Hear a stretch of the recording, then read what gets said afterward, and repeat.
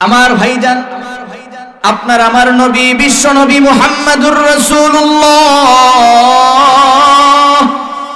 সাল্লাল্লাহু আলাইহি ওয়াসাল্লাম তাবুকের ময়দানে যুদ্ধ করার জন্য যখন রওনা করলেন, নবীজির সাথে একজন দুইজন নয় ২৮,০০০ সাহাবী নিয়ে নবীজি রওনা করছেন। লম্বা সময় সফর করে, প্রায় ২০ দিন সফর করে তাবুকের ময়দানে যায় যখন হাজির হয়ে যায়, ওখানে যায় দেখে কার সাথে যুদ্ধ করব, কোনো লোকই তো নাই।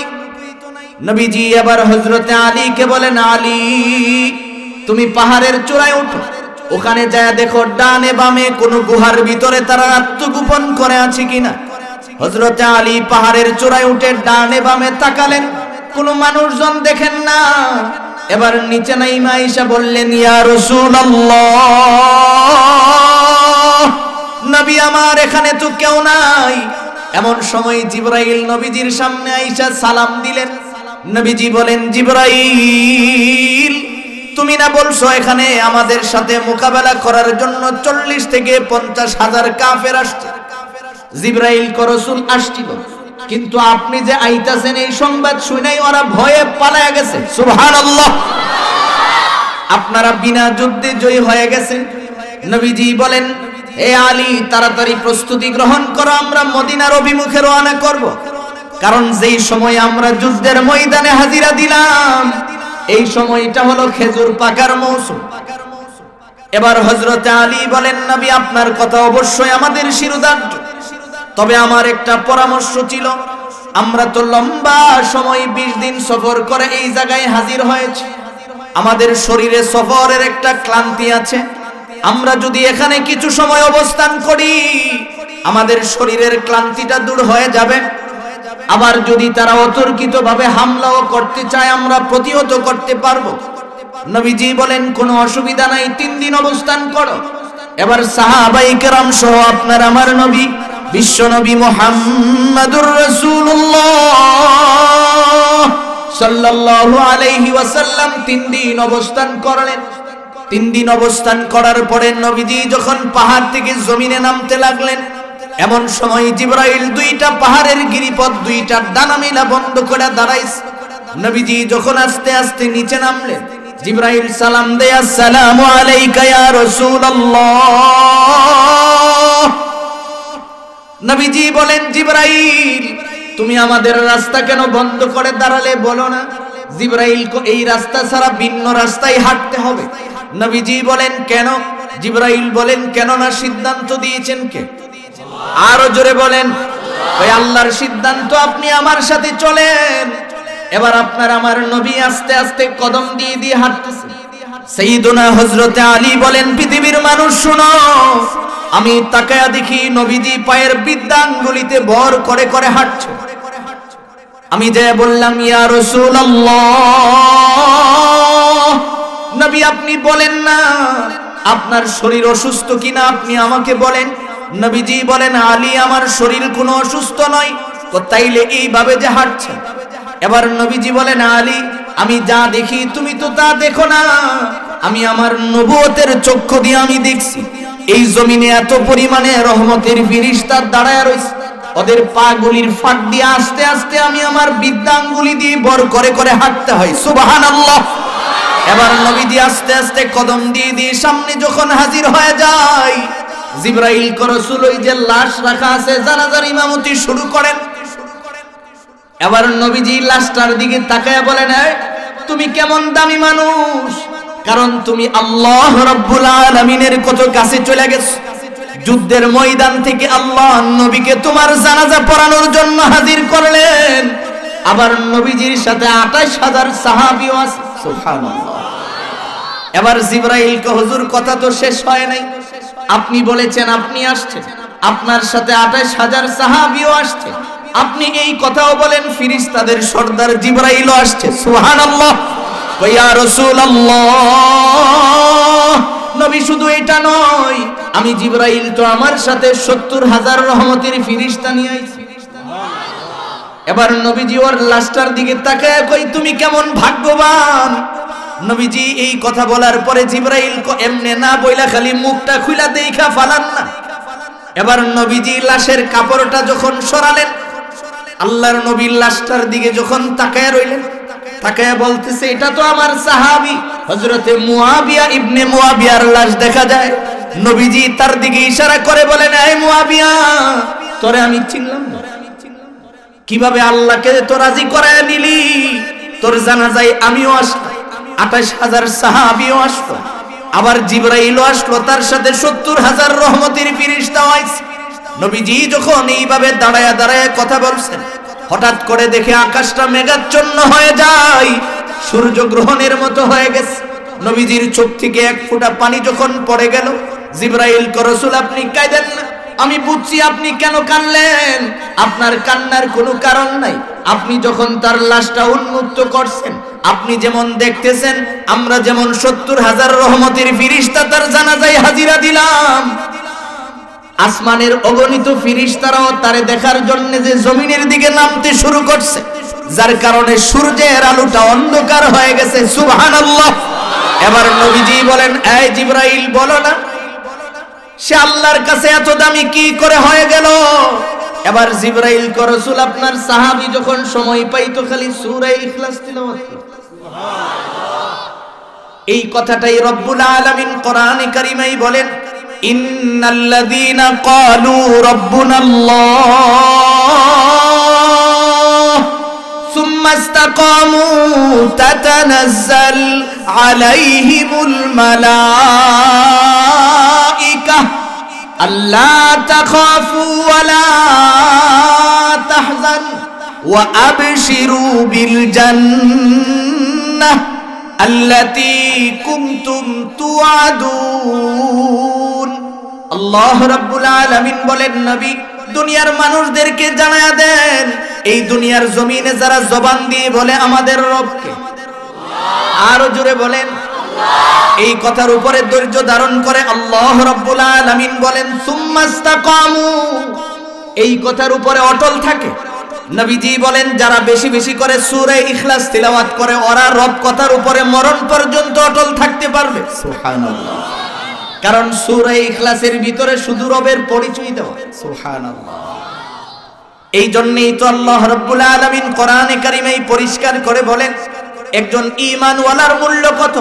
কারণ ঈমানওয়ালা যখন দুনিয়ার থেকে বিদায় হয়ে যায়, বিদায়ের আগে জিবরাইল সামনে এসে সালাম দিয়ে কয়, আল্লাহ তাখাফু ওয়া লা তাহজান, আই মিয়া তোমার দুনিয়ার কোনো ভয় নাই, মরণ নিয়ে কোনো টেনশন নাই, আখিরাত নিয়েও তোমার কোনো চিন্তা করার দরকার নাই। ওয়া আবশিরু বিল জান্নাহ, তুমি জান্নাতের সুসংবাদ গ্রহণ করো। সুবহানাল্লাহ। আমি নিজের চোখে দেখি বলতেছি, মিশরের রাজধানী কায়রো থেকে ২১৬ কিলোমিটার দূরে আলেকজান্দ্রিয়া শহরে এখনো ওই খুঁটিটা অক্ষত আছে, যেই খুঁটির মধ্যে আসিয়াকে ঝুলানো হয়েছিল। ফেরাউন আসিয়ারে যখন শুলিতে চড়াইলেন, আসিয়া আল্লাহ রাব্বুল আলামিনের কাছে ছোট্ট করে একটা আবেদন করেছিল। শান্তিগঞ্জের ভাইরা ভালো করে বুঝালেন, আল্লাহ রাব্বুল আলামিন এই কথাটাই বলেন, যারা জবান দিয়ে বলে রব আমার আল্লাহ, সব ভুলা যায়, রব বলেন না। ওই আসিয়া শুধু বলছিল, রব্বি বিনিলি ইনদাকা বাইতান ফিল জান্নাহ, এ রব তোমার কাছে আমি বেশি কিছু চাই না আল্লাহ, মাত্র তোমার কাছে আমি একটা জান্নাতের ঘর চাই। আল্লাহ রাব্বুল আলামিন বলেন, জিবরাইল আমার বান্দি আমার কাছে কি চাইছে? আল্লাহ তোমার বান্দি তো তোমার কাছে খালি একটা ঘর চাইছে। আল্লাহ রাব্বুল আলামিন কয়, শুধু ঘর দিলে হয় না, জমিন থেকে ৭ আসমান সরায়া যত ৮টা জান্নাত আছে ওর চোখের সামনে ধরে তুল। আল্লাহু আকবার। এই জন্যই তো বলতেছিলাম, আল্লাহ রাব্বুল আলামিন ঈমানের কেন এত মূল্য ঘোষণা করছে, আর যারা সূরা ইখলাস তিলাওয়াত করে তাদের ঈমান মজবুত হয়। সুবহানাল্লাহ। এই কথাটা আল্লাহ কোরআনে কারিমে বলেন, আলাম তারা কাইফা দারাবাল্লাহ মাসালান কালিমা তাইয়িবাতান কাশাজারাহ তাইয়িবাতিন আসলুহা সাবিত ওয়া ফারউহা ফিস সামা তুতি উকুলাহা কুল্লা হিনিন বিইذনি রাব্বিহা ওয়া ইয়াদরিবুল্লাহুল আমসালা লিন-নাস লাআল্লাহুম ইয়াতাযাক্কারুন ওয়া মাসালু কালিমাতিন খাবীসাতিন কাশাজারাহ খাবীসাতিন তুসাত মিন ফাওকিল আরদি মা লাহা মিন করার। আমার ভাইজান, আল্লাহ রাব্বুল আলামিন বলেন, নবী দুনিয়ার মানুষদেরকে জানায়া দেন, আপনি বলেন দেখো দেখো, তাকায়া দেখো, এই দুনিয়ার জমিনে যারা জবান দিয়ে বলে লা ইলাহা ইল্লাল্লাহ, কারারের ভাইরা শুনেন, সারা জীবন তো খালি সেকেন্ডের গতিতে পড়ছেন, আজকে একটু হক আদায় করে আমার সাথে পড়ে দেখেন কত মজা লাগে। আমার সাথে বলেন লা ইলাহা ইল্লাল্লাহ। যখনই আপনি অশান্তি মনের ভিতরে ভরপুর হয়ে যায়, একটু নীরবে বৈশা বৈশা এইভাবে পড়া দেখেন কত মজা লাগে। বলেন লা ইলাহা ইল্লাল্লাহ। আল্লাহ রাব্বুল আলামিন বলেন আলাম তারা কাইফা দারাবাল্লাহ মাসালান কালিমা তাইয়িবাতান কাশাজারাহ তাইয়িবাতিন আসলুহা সাবিত ওয়া ফারউহা ফিস সামা। আল্লাহ রাব্বুল আলামিন কয়, নবী আপনি জানায়া দেন, দেখো দেখো, তাকায়া দেখো, এই দুনিয়ার জমিনে যারা জবান দিয়ে কয় লা ইলাহা ইল্লাল্লাহ, আল্লাহ কয় আলাম তারা কাইফা দারাবাল্লাহ মাসালান কালিমা তাইয়িবাতান কাশাজারাহ, যারা কয় লা ইলাহা ইল্লাল্লাহ এদের দৃষ্টান্ত হলো পবিত্র গাছের মতো। সুবহানাল্লাহ। এই যে আপনি দেখেন যত বিপদ আপদ মুসিবত যাই হয়, দুনিয়ার সব ভুলা যায়, কিন্তু আল্লাহকে বলেন না। কথা বলুন ঠিক কিনা? যেটা উলামা ইকরাম এই বাংলাদেশে তার পরিচয় দিয়েছে। যেই সূরাটা আমি তিলাওয়াত করেছি, এই সূরার নাম কি? মাশাআল্লাহ, সবাই বলেন কি নাম? এই সূরার একটা নাম হলো সূরাতুত তাওহীদ। আমি আজকে শুধু এই শব্দটা নিয়ে কিছু কথা বলবো। সূরাতুত তাওহীদ আল্লাহ কেন নামকরণ করেছেন?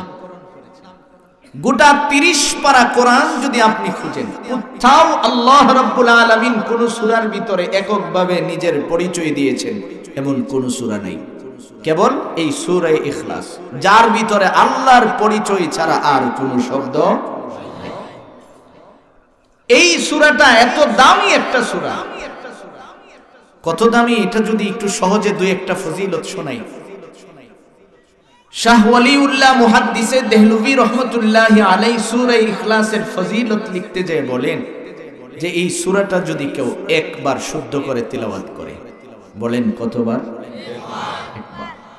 একবার শুদ্ধ করে তিলাওয়াত করলে দুনিয়া যেদিন থেকে আল্লাহ সৃষ্টি করেছেন ওই দিন থেকে কিয়ামতের আগ পর্যন্ত যত মানুষ দুনিয়াতে আগমন করবেন, সবাইরে 10 দিয়া পূরণ দিলে যেই পরিমাণের মানুষ হবে, আল্লাহ আপনাকে এই পরিমাণের সওয়াব দান করবেন। আচ্ছা এখন বলেন তো লাভ অল্প না বেশি? এই যে আপনারা সুবহানাল্লাহ কইছেন না, অনেকে চিন্তায় আছেন যে আমি সুবহানাল্লাহ কইমু আর সওয়াবটা ডাকাতে বেটা এলিয়ে দিব গা, এটা তো হয় না স্যার। আপনি ভালো করে বুঝেন, প্রত্যেকজন মুসলমান তার ঈমানের সূত্রে সে জান্নাতের এক খণ্ড জায়গার মালিক। এখন আপনার জান্নাতে একটা নির্ধারিত জায়গা আছে, যেহেতু আপনি ঈমানওয়ালা। আপনি যদি বলেন সুবহানাল্লাহ, নবী কয় তোমার জায়গায় একটা গাছ লাগাই দেওয়া হয়। এই যে এখন দেখছেন আওয়াজ বাড়ছে, মানে এখন সবাই খুশি হয়েছে যে গাছটা হুজুরের জায়গা না, এটা আমার নিজের জায়গাতেই হইতে আছে। আল্লাহর নবী বলেন কেউ যদি 10 বার শুদ্ধ করে সূরা ইখলাস তিলাওয়াত করে, আল্লাহ রাব্বুল আলামিন তার জান্নাতে যে জায়গা আছে ওখানে একটা প্রাসাদ নির্মাণ করে দেবে। তো এখন বলেন তো এই সূরাটা তিলাওয়াতের দ্বারা লাভ হয় না লস হয়? অল্প না বেশি? আরো মজার কথা, একবার আপনি শুদ্ধ করে তিলাওয়াত করবেন, আল্লাহ রাব্বুল আলামিন আপনাকে 10 পারা কোরআন তিলাওয়াতের সওয়াব দান করবেন। যদি এই কথাটা আপনি আজকে এই তাফসীর থেকে আপনার হৃদয়ে ঢুকাতে পারেন, আল মাদানী ইসলামী যুব সংঘ সফল, আপনি নিজেও সফল। আপনি দেখেন, আমি দোকানে বসে আছি, মসজিদে বসে বসে ইমাম সাহেবের সমালোচনা করে সময় পার করে। দোকানে বসে দুনিয়ার মানুষের গল্প আপনি করছেন কেন ভাই? আপনি তো বসে বসে সূরা ইখলাস তিলাওয়াত করতে পারেন। কে আপনাকে এই জায়গা থেকে দূরে সরাইছে? ইবলিস সরাইছে। বলেন কে সরাইছে? ইবলিস। সংক্ষিপ্ত একটা ইতিহাস শুনি। এই দুনিয়া সৃষ্টি হওয়ার পরে আমাদের আগে আল্লাহ রাব্বুল আলামিন এই পৃথিবীতে পাঠিয়েছিলেন জিন জাতিকে। বলেন মানুষের আগে এই জমিনে কে বসবাস করতেন? জিন জাতি। ওরা যখন ইবাদত ছেড়ে দিছে, আল্লাহ রাব্বুল আলামিনের কাছে ফেরেশতারা অভিযোগ করলেন, রব এদেরকে ধরে রাখা লাভ নাই, ওরা তো ইবাদত করে না, আপনি ধ্বংস করে দেন। আল্লাহ রাব্বুল আলামিন ফেরেশতাদেরকে পাঠাইলেন, যাও সরাইয়া দিয়ে আসো, তাড়াইয়া দিয়ে আসো। জিগায় কোথায় তাড়াবো? আল্লাহ তাআলা বলে দিলেন দুই জায়গায়, হয় আরব সাগরের ওই পারে অথবা আরব দেশের বড় বড় পাহাড়ের চূড়ায় ধাক্কায় দিয়ে আসো। ফেরেশতারা জমিনে আসলেন, আয়েশা দেখে জিন্নাতের বংশধর একজন জমিনে সিজদা দিয়ে আছে। ফেরেশতারা এখান থেকে যায় কয়, আল্লাহ আমাদের একটু মিস্টেক হয়েছে, আমরা তো আপনাকে বলছিলাম কেউ ইবাদত করে না, কিন্তু তাদের মধ্য থেকে একজন তো সিজদা দিয়ে আছে, এখন তাকে কি করব? আল্লাহ রাব্বুল আলামিন বললেন, সকলকে তাড়ায়া আসার সময় তাকে সাথে করে জান্নাতে নিয়ে আইসো। সুবহানাল্লাহ। এখন বলেন তো, জিনের বংশধর একজন কিসের মাধ্যমে জান্নাতে গেল? মাশাআল্লাহ, জোরে বলুন, কিসের মাধ্যমে? সিজদার মাধ্যমে। এবার জান্নাতে যাওয়ার পরে রব্বুল আলামিন লম্বা সময় পরে ফেরেশতাদের সামনে বললেন, শোনো আমি দুনিয়াতে আমার প্রতিনিধি বানাতে চাই। ফেরেশতারা কয়, আল্লাহ কি দরকার, আমরাই তো আপনার ইবাদতের জন্য যথেষ্ট। মাত্র কয়েকদিন আগে একদল রে জমিন থেকে তাড়াইয়া দিয়েছে, আবার যদি আরেক দল বানায় তোরা তো এই কামই করো। আল্লাহ রাব্বুল আলামিন পরিষ্কার করে বললেন, আমি যা জানি তোমরা তা জানো না। বানালেন সাইয়েদনা আদমকে। বানানোর পরে এখন ফেরেশতাদেরকে বললেন, তোমরা তাকে সিজদা করো। সবাই করলেন। সবার আগে একজন ইসরাফিল সবার আগে কপালটা জমিনে ঠেকাইছে, যার কারণে কোরআনে কারীম আল্লাহ রাব্বুল আলামিন 5 পদ্ধতিতে হিফাজত করবেন। এর মধ্যে একটা পদ্ধতি হলো ইসরাফিলের পুরা কপালের মধ্যে আল্লাহ 30 পারা কোরআন লিখে দিয়েছেন। আর লেখছেন কিভাবে জানেন? গোটা দুনিয়ার সমান একটা পাহাড়। কোন সমান পাহাড়? বলেন কোন সমান? দুনিয়ার সমান পাহাড়। এই রকম প্রত্যেকটা অক্ষর একটা একটা করে পাহাড়। সুবহানাল্লাহ বলেন। আমি মনে হয় বুঝাইতে পারি নাই। আলিফ, এই আলিফের যে পাহাড়টা এটা গোটা দুনিয়ার সমান। আর এই রকম কোরআনের যতগুলি অক্ষর আছে প্রত্যেকটা অক্ষরে আলাদা আলাদা পাহাড় বানায়া ইসরাফিলের কপালও লিখছে। তাইলে ইসরাফিল কত? মুহতারাম ভাই, যখন সিজদা করতে বললেন সবাই সিজদা করলেন, সবার আগে কপালটা ইসরাফিলের লাগছে, যার কারণে আল্লাহ সম্মানার্থে ওকে সম্মান দিয়া তার কপালে পুরা 30 পারা কোরআন দিয়েছে। ইবলিস ওই যে দুনিয়ার থেকে একজন জান্নাতে গেল, জিন্নাতের বংশধর, ও দাঁড়ায় কো, আল্লাহ আমার একটা কথা ছিল। আল্লাহ তাআলা বলেন, আমি বলছি সিজদা করার, হয় করবা না হয় না, কিন্তু কথা আবার কি? আল্লাহ আপনি মনে হয় ভুলে গেছেন। জোরে কোন নাউজুবিল্লাহ। আল্লাহ জিগায়, আমি আবার ভুলে গেলাম কি? আমারে না আপনি আগুন দিয়ে বানাইছেন? তো আগুন তো জমিনে লাগায় দিলে উপরে যায়, আর মাটি উপরে দিলে নিচে যায়। তো আপনি আদমরে বলতেছেন আমি সিজদা করতাম, উল্টা হে না আমারে সিজদা করেন। জোরে বলেন নাউজুবিল্লাহ। যুক্তি দেয়। এই যুক্তিটা আপনাকে শেষ করে দিয়েছে। শাস্ত্রলে বয়া হুজুর কি জানে, এর সে 4 গুণ বেশি তিনি জানে। মানে সাফার জোর আর কি, বুঝছেন না? তো সাফা জোর এমন, এটা তো দলালের নেতা। গরু দলাল বুঝেন আপনারা? চিনেন? একদল বিক্রি করে আরেক দল কিনে, মধ্যে একদল মধ্যস্থতা করে, ওগরে আমাদের দেশে দালাল কয়। আপনারা কি তা কয়? দালাল নেই। তো এমন এক বেটা বাজারে গেছে, যায় দেখে একজন শুদ্ধ একদম সাদা সিধা মানুষ গরু লয়ে দাঁড়ায় রয়েছে। এক বেটা জিজ্ঞাসা, আপনি গরু বেচবেন? কহা কেন বিক্রি করবেন? গরুর কোনো গুণাগুণ নাই, এই জন্য বেচালাম, এই গরু রাইখা তো আমার কোনো লাভ হয় না। কি সমস্যা? খাওয়ান দাওয়ান তো এগুলি খায় না, হালে দিলে দিবার আগে হইয়া পড়ে, দুধ দেয় না, তো এই গরু আমি রাইখা আমার কি লাভ নাই। এই যখন কইছে এখন কি কোনো কাস্টমার কিনা নিব? দলালা এক চাচা আপনি যেইভাবে কোয়া শুরু করছেন কেমন হইব গরু বেচতে পারতেন? আপনি এর সেবালা আমার 2000 টাকা দিবেন, আমি আপনার গরুটা বেচা দিই। এখন এইরকম আমার হাতের দিকে তাকান, আঙ্গুলটা এখানে চাপ দিয়া উফরে উড়ায়, ভাই আপনারা যদি কেউ একটু ভালো দুধ খাইতেন চান আমার গরুর কাছে, দুধ কুদ্দুর, আপনি কি হাতের ওজু চাইছেন? সবাই তো মনে করছে ভালো দুধ খাইতে হলে এই গরুর কাছে, এখন লোকজন আইছে। আর দলালের হিসাব হইলো যে একটু টান দিলে লাত্তি লুত্তি যাই মারে, একটু তো দুধ হইলো আইতো। তো জিগাই খাওয়ান দাওয়ান কেমন খাই, কই এগুলি নিয়ে কোনো টেনশনই নেই, কারণ ও চিন্তা করছে খাই না তো টেনশন করবো কি। এইভাবে যখন বলা শুরু করছে, কাস্টমার তো অনেক বেশি। এখন গরু হলো ওইটাকে বাজান, আমি কিন্তু গরু খান বেচতাম না। এটা বলো কি, তুমি গরু বেচবা না মানে? আমি এতক্ষণ কই ওয়াজ করলাম, কারণ আমি তো তোমার কারণে আমি জানতে পারছি যে আমার গরুর যতলা গুণ আছে। ওদিন তো আমি জানতামই না যে আমার এই গরু ভালো দুধ খাইতে হইলে এটার কাছে আইতেইব, ভালো দিবার আগে দৌড় মারবো, খাওয়ান নিয়ে কোনো টেনশন নাই। তা আমার গরুর যে এত গুণ আছে এটা তো আমি অতদিন জানছিই না। আজকে যখন তোমার কারণে জান্না লাইলাম, আমি বাজানি গরু আর বেচতাম না। দলাল ওইটাকে বাবা গুণ তো তোমার গরুর না, এটা হইলো আমার মুখের। তো আজকে আপনি দেখবেন সার স্টলে বসে, তার কাছে কোনো আলেমকে আলেম মনে হয় না, মাদ্রাসার মুহতামিম কিচ্ছু জানে না, মসজিদের ইমাম কিন্তু কিছুই জানেনই না, যত জানে সত্যানি শাস্ত্র বই জানে। তো এরা তো দলাল ছাড়া এর চেয়ে বেশি আর কিছু হতে পারত না। এই জন্য আমার ভাই যেই কথা বলতেছিলাম, ইবলিস ওখান থেকে আল্লাহ রাব্বুল আলামিন বললেন ফাখরুজ, বের হয়ে যা। অভিশপ্ত হইয়া ছিল জিন্নাতের বংশধর, ইবাদতের কারণে গেল জান্নাতে, ওখান থেকে বের হলো কি হইয়া? বলেন অভিশপ্ত হইয়া, শয়তান হইয়া বের হইছে। হওয়ার পরে এখন নরম হইয়া কো আল্লাহ একটা কথা বল। আল্লাহ তাআলা কই কি কথা বলবি বল, করব দয়া করে আপনি আমার হায়াতটা কিয়ামত পর্যন্ত দিয়ে দিন। আল্লাহ তাআলা কই ইলা ওয়াক্তিম মালুম, যাও দিয়ে দিলাম, লই দাও, হায়াত পাইছে কিয়ামত পর্যন্ত। এখন করব আমার আরেকটু কথা।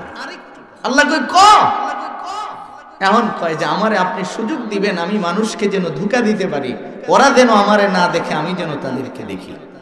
আল্লাহ কই যাও দিলাম। এবার 3 নম্বরে কয় রব এটা আমার শেষ কথা, আর বলবো না। কই কি? আমি যেন মানুষের রোগে রোগে চলতে পারি, আমাকে এই সুযোগটা করে দিন। আল্লাহ রাব্বুল আলামিন কো দিলাম। এই 3টা জিনিস পাওয়ার পরে এখন সে আল্লাহর সামনে দাঁড়ায় কসম করে বলে, আয় রব তোমারে সাক্ষী রেখে কয়ে গেলাম যে আদমের সন্তানের কারণে আমি জান্নাত থেকে বের হইছি, ওগর একটারেও আমি জান্নাতে আসতে দিব না। জোরে কোন নাউযুবিল্লাহ। وقال لأتخذن من عبادك نصيبا مفروضا ولأضلنهم ولأمنينهم ولآمرنهم فليبتكن آذان الأنعام ولآمرنهم فليغيرن خلق الله ومن يتخذ الشيطان وليا من دون الله فقد خسر خسرانا مبينا يعدهم ويمنيهم وما يعدهم الشيطان إلا غرورا أولئك مأواهم جهنم ولا يجدون عنها محيصا আমার ভাইজান আল্লাহ রাব্বুল আলামিন বলেন, নবী আমার পৃথিবীর মানুষগুলির জানায়া দেন, ইবলিস আমার সামনে দাঁড়ায় এই কথাটা স্পষ্ট করে বলে গেছে, আয় রব তুমি ভালো করে শুনে রাখো, যেই আদমের সন্তানগুলির কারণে আমারে জান্নাত থেকে চির জাহান্নামী করে বের করে দিস, ওই সন্তানগুলির কিছু কিছু মানুষকে আমি কিন্তু আমার দলে নিয়ে নিব। আল্লাহ ইবলিস কয় ওয়া ক্বালা লা আত্তাখিদান্না মিন ইবাদিকা নাসীবাম মাফরুদা, এ রব ওদের মধ্য থেকে কিছু কিছু মানুষকে আমি কিন্তু আমার দলে নিয়ে নিব। আল্লাহ রাব্বুল আলামিন জিজ্ঞেস করে তো নিবা যে কেমনে নিবা? চারটা পদ্ধতির কথা ইবলিস বলেছেন। এক নাম্বার ওয়ালা উদিল্লান্নাহুম, ধোঁকা দিব। কি দিব বলেন? কি দিবে? ধোঁকা। কেমনে দেয়? সবাইরই কি এক রকমের ধোঁকা দেয়? শাস্ত্রলো যারা বই রয়েছে ওগরে ধোঁকা দিতেছে, এখন যায়ও না, ওয়াজ তো শুরু হয়েছে না, আনসার হিসাব আইলে নে যাইতা, বাস তারে বয় দিচ্ছে যে ওয়াজ তো বাঁচলে অনেক শুনতে। দুই নম্বরে আমি ধোঁকা দিব, তাকে বইলা দিব দুনিয়ার হায়াত অনেক লম্বা। বাস এইটুকুন আমাদের হৃদয়ে ইবলিসের কাজ হলো ঢুকাইয়া দেওয়া। প্রত্যেকটা মানুষ ইবাদতে যখন যায় মনে করে যে কি দরকার, বাঁচলে তো অনেক ইবাদত করা যাবে। আচ্ছা, আপনি যে বাঁচবেন এই কথাটা আপনাকে কে বলছে? আপনি যে বাঁচবেন এই সিউরিটা আপনাকে কে দিছে? সিউরিটিটা আপনি বলেন। শুধু এই কথাটা আল্লাহ রাব্বুল আলামিন, আমি যে সূরাটা তিলাওয়াত করেছি, আল্লাহর নবী কয় তুমি যদি তোমার জবানে সূরা ইখলাস বেশি বেশি করে উঠায় নাও, ইবলিস কোনোদিন তোমাকে ধোঁকা দিতে পারবে না। সুবহানাল্লাহ। কাজেই ইবলিস তার পদ্ধতিতে আপনাকে আল্লাহর কাছ থেকে দূরে সরাবে। দুই নম্বরের পদ্ধতি বুঝায়া দিব যে তোমার হায়াত অনেক লম্বা। বাস এই কথাটা যদি আপনার হৃদয়ে ঢুকে, তখন আপনি ইবাদত থেকে দূরে। নামাজের সময় হয়েছে, চিন্তা করেন বাসলে অনেক নামাজ ফরজ দেবে, কি হয়েছে বাজার শেষ করে বাড়িতে গিয়েই তো নামাজ পড়ে ফেলবো। আপনি যে বাড়িতে যাবেন এই সিউরিটিটা আপনাকে কে দিছে? আপনার এলাকায় আজরাইল আসার আগে কি মাইকিং হয়? যে মুখের বাড়িতে আইতাছে, যদি আইতো এবারে বাড়িতে থাকতো, এই মাইকিং শূন্য তো দৌড় মারত, জুতা মোজা ফালাই তো দৌড়। আপনার আমার ডান কাঁধে বাম কাঁধে দুইজন ফেরেশতা আছে, আছে কিনা? সবকিছু লেখার জন্য আছে কিনা? কি নাম? কিরামান মানি সম্মানী, কাতিবিন মানি লেখার যোগ্যতা। দুইজন ফেরেশতা আছে সম্মানিত, যাদের লেখার যোগ্যতা আছে, এরকম দুইজন। এখন শুনেন, সবচেয়ে মজার কথা হলো আপনার ডান কাঁধে যেই ফেরেশতা আছে তিনি 10-এর নিচে লিখতেই জানেন না। সুবহানাল্লাহ। আপনি একবার বলবেন আলিফ, তিনি লিখবেন কতবার? মাশাআল্লাহ, জোরে বলুন কতবার? আর বাম কাঁধে যিনি আছে তিনি একবারের বেশি লিখতেই জানেন না। সুবহানাল্লাহ। আল্লাহ আর কিভাবে আপনাকে সহজ করতে চান? এই জন্য আমার ভাই আসুন, সূরা ইখলাস এমন একটা সূরা, কোন মানুষ যদি নিয়মিত তিলাওয়াত করে, জিবরাইল রাসূলকে শুনাইছেন, নবী আপনি সাক্ষী থাকেন, আপনার ওই উম্মতের ইন্তেকালের পরে তার জানাজায় আমি জিবরাইল 70,000 রহমতের ফেরেশতা নিয়ে হাজির হব। যদি কোনো কারণে একজন ফেরেশতা কোনো মানুষের জানাজায় হাজির হয়, এই লোকের কবরের আযাব মাফ। ওখানে যদি 70,000 রহমতের ফেরেশতা আমার জানাজায় হাজির হয়, লাভ হবে না লস হবে? জোরে বলুন না। আমার সে ভাগ্যবান আর কেউ হবে? বলেন তো, সূরা ইখলাস তিলাওয়াত করার দরকারি কিনা? আমার ভাইজান, আপনার আমার নবী বিশ্ব নবী মুহাম্মদুর রাসূলুল্লাহ সাল্লাল্লাহু আলাইহি ওয়াসাল্লাম তাবুকের ময়দানে যুদ্ধ করার জন্য যখন রওনা করলেন, নবীজির সাথে একজন দুইজন নয় 28,000 সাহাবী নিয়ে নবীজি রওনা করছেন। লম্বা সময় সফর করে, প্রায় 20 দিন সফর করে তাবুকের ময়দানে যায় যখন হাজির হয়ে যায়, ওখানে যায় দেখে কার সাথে যুদ্ধ কর্ম, কোনো লোকই তো নাই। নবীজি আবার হযরতে আলীকে বলেন, আলী তুমি পাহাড়ের চূড়ায় ওঠো, ওখানে যায় দেখো ডানে বামে কোনো গুহার ভিতরে তারা আত্মগোপন করে আছে কিনা। হযরতে আলী পাহাড়ের চূড়ায় উঠে ডানে বামে তাকালেন, কোনো মানুষজন দেখেন না। এবার নিচে নাইমা আয়েশা বললেন, ইয়া রাসূলুল্লাহ, নবী আমার এখানে তো কেউ নাই। এমন সময় জিবরাইল নবীজির সামনে আইসা সালাম দিলেন। নবীজি বলেন, জিবরাইল তুমি না বলছো এখানে আমাদের সাথে মোকাবেলা করার জন্য 40 থেকে 50,000 কাফের আসছে। জিবরাইল কো রাসূল আসছিল, কিন্তু আপনি যে আইতাছেন এই সংবাদ শুনেই ওরা ভয়ে পালায়া গেছে। সুবহানাল্লাহ। আপনারা বিনা যুদ্ধে জয়ী হয়ে গেছেন। নবীজি বলেন, এ আলী তাড়াতাড়ি প্রস্তুতি গ্রহণ করো, আমরা মদিনার অভিমুখে রওনা করব। কারণ যেই সময় আমরা যুদ্ধের ময়দানে হাজিরা দিলাম এই সময়টা হলো খেজুর পাকার মৌসুম। এবার হযরত আলী বলেন, নবী আপনার কথা অবশ্যই আমাদের শিরোধার্য, তবে আমার একটা পরামর্শ ছিল। আমরা তো লম্বা সময় 20 দিন সফর করে এই জায়গায় হাজির হয়েছি, আমাদের শরীরে সফরের একটা ক্লান্তি আছে। আমরা যদি এখানে কিছু সময় অবস্থান করি আমাদের শরীরের ক্লান্তিটা দূর হয়ে যাবে। আবার যদি তারা অতর্কিতভাবে হামলাও করতে চায় আমরা প্রতিহত করতে পারবো। নবীজি বলেন, কোনো অসুবিধা নাই, 3 দিন অবস্থান করো। এবার সাহাবায়ে কেরাম সহ আপনার আমার নবী বিশ্ব নবী মুহাম্মাদুর রাসূলুল্লাহ সাল্লাল্লাহু আলাইহি ওয়াসাল্লাম 3 দিন অবস্থান করলেন। 3 দিন অবস্থান করার পরে নবীজি যখন পাহাড় থেকে জমিনে নামতে লাগলেন এমন সময় জিবরাইল 2টা পাহাড়ের গিরিপথ 2টার ডানা মেলা বন্ধ করে দাঁড়াইছে। নবীজি যখন আস্তে আস্তে নিচে নামলেন জিবরাইল সালাম দেয়, আসসালামু আলাইকা ইয়া রাসূলুল্লাহ। নবীজি বলেন, জিবরাইল তুমি আমাদের রাস্তা কেন বন্ধ করে দাঁড়ালে বলো না। জিবরাইল এই রাস্তা ছাড়া ভিন্ন রাস্তায় হাঁটতে হবে। নবীজি বলেন, কেন? জিবরাইল বলেন, কেন না সিদ্ধান্ত দিয়েছেন কে? আরো জোরে বলেন, ওই আল্লাহর সিদ্ধান্ত, আপনি আমার সাথে চলেন। এবার আপনার আমার নবী আস্তে আস্তে কদম দিয়ে দিয়ে হাঁটতেছে। সাইয়্যিদুনা হযরত আলী বলেন, পৃথিবীর মানুষ শুনো, আমি তাকায়া দেখি নবীজি পায়ের বৃদ্ধাঙ্গুলিতে ভর করে করে হাঁটছে। আমি যে বললাম, ইয়া রাসূলুল্লাহ, নবী আপনি বলেন না আপনার শরীর অসুস্থ কিনা, আপনি আমাকে বলেন।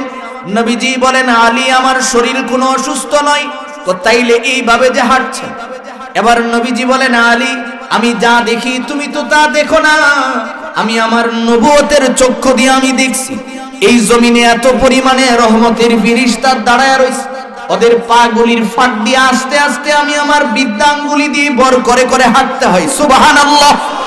এবার নবীজি আস্তে আস্তে কদম দিয়ে দিয়ে সামনে যখন হাজির হয়ে যায় জিবরাইল কো রাসূল ওই যে লাশ রাখা আছে জানাজার ইমামতি শুরু করেন। এবার নবীজি লাশটার দিকে তাকায়া বলেন, তুমি কেমন দামি মানুষ, কারণ তুমি আল্লাহ রাব্বুল আলামিনের কত কাছে চলে গেছো। যুদ্ধের ময়দান থেকে আল্লাহ নবীকে তোমার জানাজা পড়ানোর জন্য হাজির করলেন। আবার নবীজির সাথে 28,000 সাহাবীও আছে। সুবহানাল্লাহ। এবার জিবরাইল কে, হুজুর কথা তো শেষ হয় নাই, আপনি বলেছেন আপনি আসছেন, আপনার সাথে 28,000 সাহাবীও আসছে, আপনি এই কথাও বলেন ফেরেশতাদের সর্দার জিবরাইলও আসছে। সুবহানাল্লাহ। ইয়া রাসূলুল্লাহ, নবী শুধু এটা নয়, আমি জিবরাইল তো আমার সাথে 70,000 রহমতের ফেরেশতা নিয়ে আইছি। এবার নবীজি ওর লাশটার দিকে তাকায় কই, তুমি কেমন ভাগ্যবান। নবীজি এই কথা বলার পরে জিবরাইল কো এমনে না বইলা খালি মুখটা খুইলা দেইখা ফালান না। এবার নবীজি লাশের কাপড়টা যখন সরালেন আল্লাহর নবীর লাশটার দিকে যখন তাকায় রইলেন, তাকায় বলতেছে, এটা তো আমার সাহাবী হযরতে মুয়াবিয়া ইবনে মুয়াবিয়ার লাশ দেখা যায়। নবীজি তার দিকে ইশারা করে বলেন, এই মুয়াবিয়া, তোরে আমি চিনলাম না, কিভাবে আল্লাহকে তো রাজি করায় নিলি, তোর জানাজায় আমিও আসলাম, 28,000 সাহাবীও আসলো, আবার জিবরাইলও আসলো, তার সাথে 70,000 রহমতের ফেরেশতা আইছে। নবীজি যখন এইভাবে দাঁড়ায়া দাঁড়ায়া কথা বলছেন হঠাৎ করে দেখে আকাশটা মেঘাচ্ছন্ন হয়ে যায়, সূর্য গ্রহণের মতো হয়ে গেছে। নবীজির চোখ থেকে এক ফোঁটা পানি যখন পড়ে গেল জিবরাইল কো রাসূল আপনি কাঁদেন না, আমি বুঝছি আপনি কেন কাঁদলেন, আপনার কান্নার কোনো কারণ নাই। আপনি যখন তার লাশটা উন্মুক্ত করছেন আপনি যেমন দেখতেছেন আমরা যেমন 70,000 রহমতের ফেরেশতা তার জানাজায় হাজিরা দিলাম, আসমানের অগণিত ফেরেশতারাও তারে দেখার জন্য যে জমিনের দিকে নামতে শুরু করছে, যার কারণে সূর্যের আলোটা অন্ধকার হয়ে গেছে। সুবহানাল্লাহ। এবার নবীজি বলেন, এই জিবরাইল বলো না সে আল্লাহর কাছে এত দামি কি করে হয়ে গেল? এবার জিবরাইল কো রাসূল, আপনার সাহাবী যখন সময় পাইতো খালি সূরা ইখলাস তিলাওয়াত করত। এই কথাটাই রব্বুল আলামিন কোরআনে কারিমেই বলেন, ইন্নাল্লাযীনা ক্বালু রাব্বুনাল্লাহ সুম্মা ইসতাকামু তাতানাজ্জাল আলাইহিমুল মালাইকা আল্লা তাখাফু ওয়া লা তাহজান ওয়া আবশিরু বিল জান্নাহ আল্লাতী কুনতুম তুআদুন। আল্লাহ রাব্বুল আলামিন বলেন, নবী দুনিয়ার মানুষদেরকে জানায়া দেন, এই দুনিয়ার জমিনে যারা জবান দিয়ে বলে আমাদের রবকে, আরো জোরে বলেন এই কথার উপরে ধৈর্য ধারণ করে আল্লাহ রাব্বুল আলামিন বলেন সুম্মা ইসতাকামু, এই কথার উপরে অটল থাকে। নবীজি বলেন যারা বেশি বেশি করে সূরা ইখলাস তিলাওয়াত করে ওরা রব কথার উপরে মরণ পর্যন্ত অটল থাকতে পারবে। সুবহানাল্লাহ। কারণ সূরা ইখলাসের ভিতরে শুধু রবের পরিচয় দেওয়া। সুবহানাল্লাহ। এই জন্যই তো আল্লাহ রাব্বুল আলামিন কোরআনে কারিমে পরিষ্কার করে বলেন একজন ঈমানওয়ালার মূল্য কত। কারণ ঈমানওয়ালা যখন দুনিয়ার থেকে বিদায় হয়ে যায়, বিদায়ের আগে জিবরাইল সামনে এসে সালাম দিয়ে কয়, আল্লাহ তাখাফু ওয়া লা তাহজান, আই মিয়া তোমার দুনিয়ার কোনো ভয় নাই, মরণ নিয়ে কোনো টেনশন নাই, আখিরাত নিয়েও তোমার কোনো চিন্তা করার দরকার নাই। ওয়া আবশিরু বিল জান্নাহ, তুমি জান্নাতের সুসংবাদ গ্রহণ করো। সুবহানাল্লাহ। আমি নিজের চোখে দেখি বলতেছি, মিশরের রাজধানী কায়রো থেকে 216 কিলোমিটার দূরে আলেকজান্দ্রিয়া শহরে এখনো ওই খুঁটিটা অক্ষত আছে, যেই খুঁটির মধ্যে আসিয়াকে ঝুলানো হয়েছিল। ফেরাউন আসিয়ারে যখন শুলিতে চড়াইলেন, আসিয়া আল্লাহ রাব্বুল আলামিনের কাছে ছোট্ট করে একটা আবেদন করেছিল। শান্তিগঞ্জের ভাইরা ভালো করে বুঝালেন, আল্লাহ রাব্বুল আলামিন এই কথাটাই বলেন যারা জবান দিয়ে বলে রব আমার আল্লাহ, সব ভুলা যায় রব বলেন না। ওই আসিয়া শুধু বলছিল রব্বি বিনিলি ইনদাকা বাইতান ফিল জান্নাহ, এ রব তোমার কাছে আমি বেশি কিছু চাই না আল্লাহ, মাত্র তোমার কাছে আমি একটা জান্নাতের ঘর চাই। আল্লাহ রাব্বুল আলামিন বলেন জিবরাইল আমার বান্দি আমার কাছে কি চাইছে? আল্লাহ তোমার বান্দি তো তোমার কাছে খালি একটা ঘর চাইছে। আল্লাহ রাব্বুল আলামিন কয় শুধু ঘর দিলে হয় না, জমিন থেকে 7 আসমান সরায়া যত 8টা জান্নাত আছে ওর চোখের সামনে ধরে তুল। আল্লাহু আকবার। এই জন্যই তো বলতেছিলাম আল্লাহ রাব্বুল আলামিন ঈমানের কেন এত মূল্য ঘোষণা করছে, আর যারা সূরা ইখলাস তিলাওয়াত করে তাদের ঈমান মজবুত হয়। সুবহানাল্লাহ। এই কথাটা আল্লাহ কোরআনে কারিমে বলেন, আলাম তারা কাইফা দারাবাল্লাহ মাসালান কালিমা তাইয়িবাতান কাশাজারাহ তাইয়িবাতিন আসলুহা সাবিত ওয়া ফারউহা ফিস সামা তুতি উকুলাহা কুল্লা হিনিন বিইذনি রাব্বিহা ويضرب الله الأمثال للناس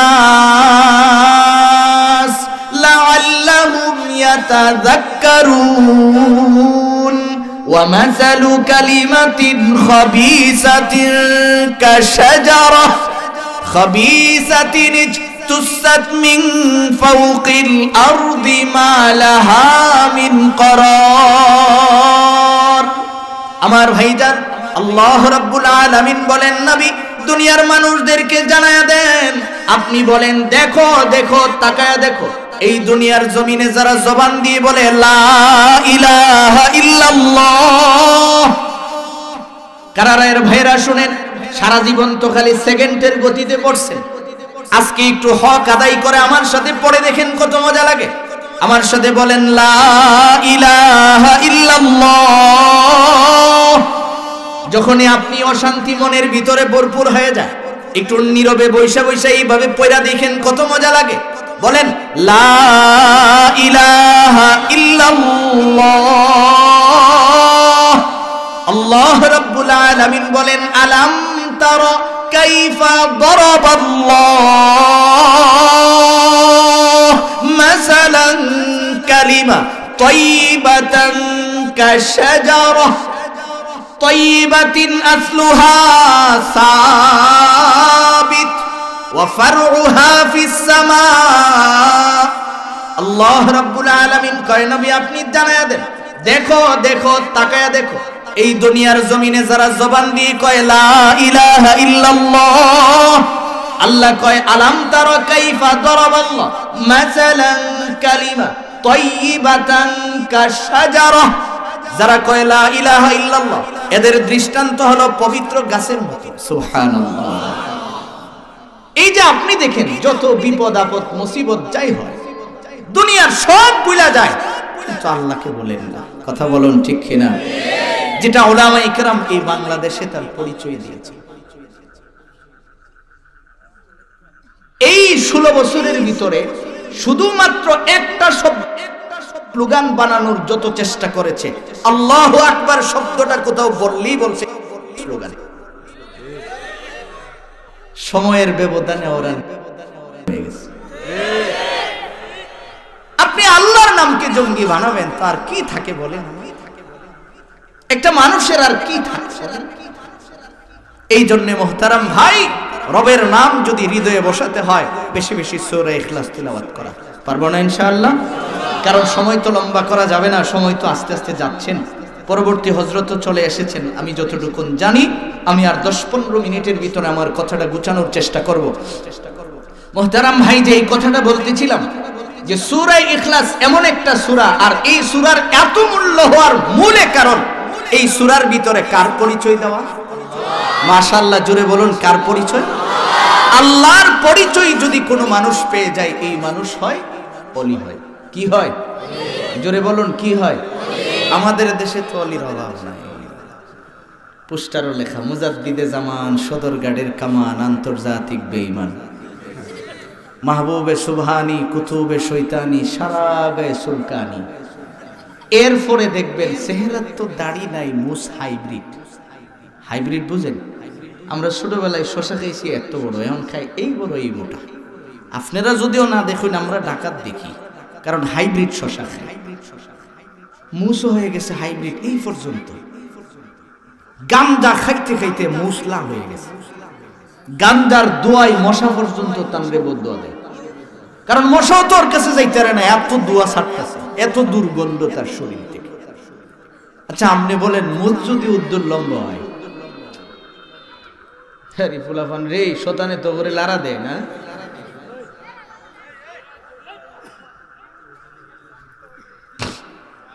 তো যেই কথাটা বলতেছিলাম, মুস যদি উদ্দুর লম্বা হয় তো শীতকালীন মজার খাবার হইলো জালমুড়ি, তাই না?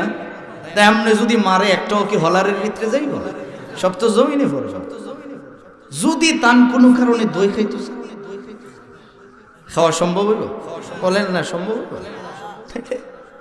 এই জন্য আল্লাহর রাসূল শিখাইছেন যে ওলি হওয়ার 3টা জিনিস দেখবা। 1 নাম্বার, মান যাক্কারাকুম বিল্লাহি রুয়াতুহু, চেহারার দিকে তাকায় দেখবা যে ওর চেহারার দিকে তাকাইলে আল্লাহর কথা মনে হয় কিনা। সুবহানাল্লাহ। 2 নম্বরে নবীজি কয় ওয়াজাদা ফি ইলমিকুম মানতিকুহু, দেখো সে কতটুকু কোরআন হাদিস জানে, তার জ্ঞান কতটুকু আছে, আল্লাহ সম্পর্কে তার কতদূর জ্ঞান আছে। 3 নম্বরে রাসূল কয় ওয়াযাক্কারাকুম বিল আখিরাতি আমালুহু, পরিশেষে দেখবা তার আমল কতদূর। আমি এই কারারায়ের আল মাদানী ইসলামী যুব সংঘের ভাইদের কাছে একটা আবেদন করতে চাই। আবেদনটা হলো, যেহেতু আপনাদের এটা আলহামদুলিল্লাহ হযরত চলে এসেছেন, আবেদনটা হলো যে আপনারা যেহেতু এটা একটা তাফসীর মাহফিল নানি, ধারাবাহিকভাবে মুফাসসিরদেরকে ধারাবাহিকভাবে, যেমন আমি বিয়ানীবাজারে 12 বছর ধরে একটা তাফসীর করি, বৈরাগী বাজার ইত্তেহাদুল মুসলিমিন পরিষদে, তো ধারাবাহিক যদি হয় তাইলে পরবর্তীতে কথাগুলি সহজ হয়। আজকে শুধু আমি সূরা ইখলাসের ফজিলত পর্যন্তই শোনাইতে পারলাম, আর সামনে বাড়া সম্ভব না। কারণ হইল পানি পাইলে উযু থাকে না। আপনি যে তায়াম্মুম করছেন উযু এমনি, ও তায়াম্মুম নষ্ট হয়ে যায়, এটা বাস্তবতা। কারণ যতক্ষণ পানি নাই ততক্ষণ তায়াম্মুম চলে। তো যেখানে বড় ভাই চলে এসেছেন, উনার মতো লোকের সামনে আমি কথা কই, বড় ভাই যে খুশি এমনি কইছি না, বুঝা শুনেই কইছি। তো আল্লাহ তাআলা আমি যে কথাগুলি বললাম আমাদের সকলকে বেশি বেশি করে সূরা ইখলাস তেলাওয়াত করার তৌফিক দান করে। সকলে বলে আমিন। এবং যতদিন বাঁচি নিয়মিত কমসে কম দৈনিক 1000 বারের উপরে যেন আমার তেলাওয়াত হয়, এই টার্গেট রাখা। পারবো না?